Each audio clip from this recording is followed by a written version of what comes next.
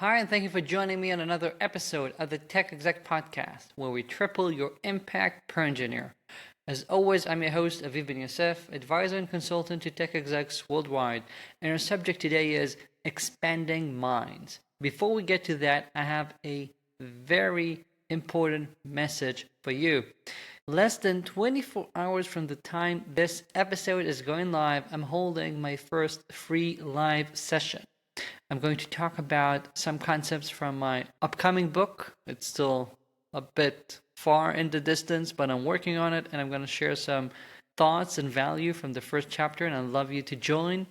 It's called You Don't Need a Tech Strategy, and it also has a free live Q&A session. So do join us. I'd love to see you there. There's a link in the show notes. Now, to our regularly scheduled programming, let's talk about expanding minds. It just so happens that I was talking yesterday to someone who has lived in the past in more than a handful of countries.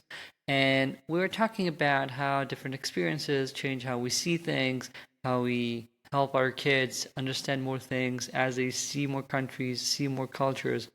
And at the end of the discussion, we reached a point where we said that expanding minds seems to be a one-way street. Once you've helped someone see something that they didn't know exists before, they cannot unsee it. You cannot fold back their conscious mind or whatever.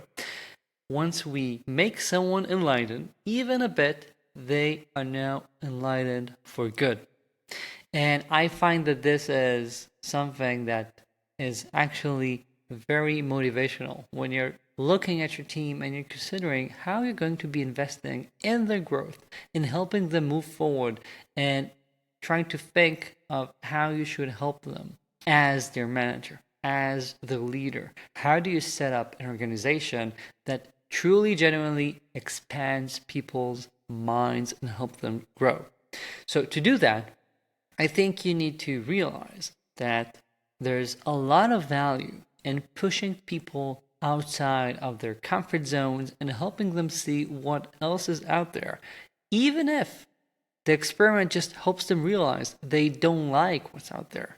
Just being aware of it is helpful. It makes them more of a well-rounded character in your company and for them in their career. So how do you do that? For example, are you giving people enough chances to step up to roles they never did before? It might be someone taking on more responsibility as an IC, going from an engineer to senior to principal, whatever. It might be about taking on managerial responsibilities. Are you open to people doing their first management roles in your company? And when they're doing that, are you helping them? Are you truly coaching them to do that role?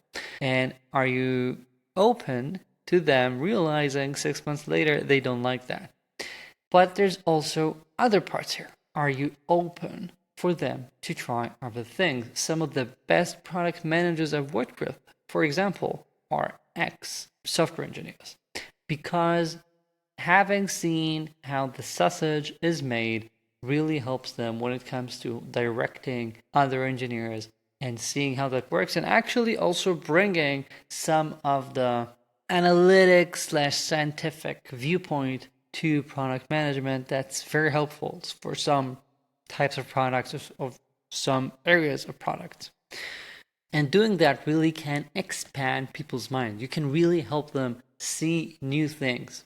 But it doesn't stop there. Are you helping people get out of their comfort zone, out of their bubbles, and see what else is going on? So, for example, if you've ever worked with more than a couple of medium engineers, people who are not junior and not senior, they're just in the sweet spot where they're productive, but they're not just senior yet.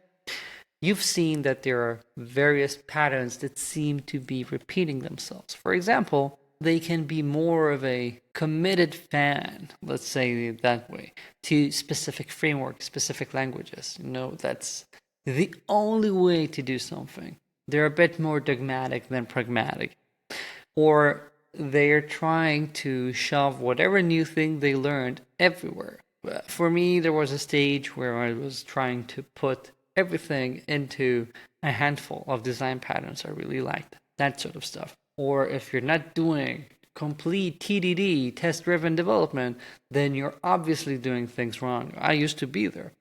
And eventually you become more well-rounded and you learn that there are other ways to do that. But how do you learn that? How do you get that growth? You can just wait for 3-4 years to pass. You can wait for them to switch companies and see how other things are being done. Or you can take the reins and help them right now. Are you arranging enough of exposure for them with the outside world? Are they going to conferences, speaking at conferences? Are you hosting meetups? Are you investing in their own growth? So are they going to trainings? Are you having experiments within the company, for example, in your intermissions or as experiments in your processes to do things in ways that might seem counterintuitive? Some of them might work, some of them might not. But the important thing is you're always learning from them. The next iteration is going to be even better because you are all learning together.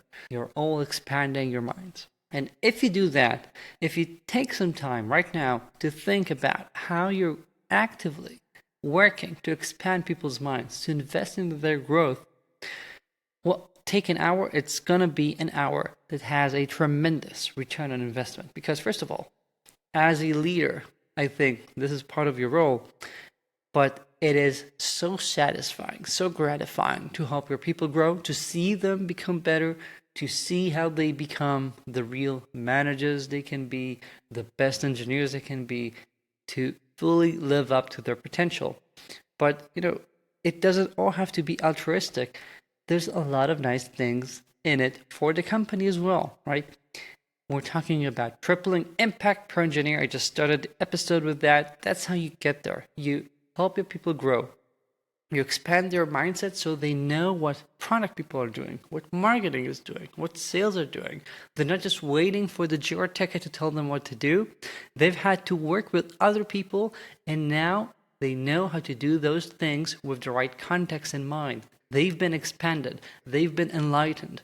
You can do that. And if you do that, you start creating an engineering organization that's actually worth leading, because life is too short. I was just in a concert last week. Eros Ramazzotti came to Israel, and he has a line. I keep saying, right, you keep hearing me say life is too short. So he has a line that says, life is too short to not go through it running.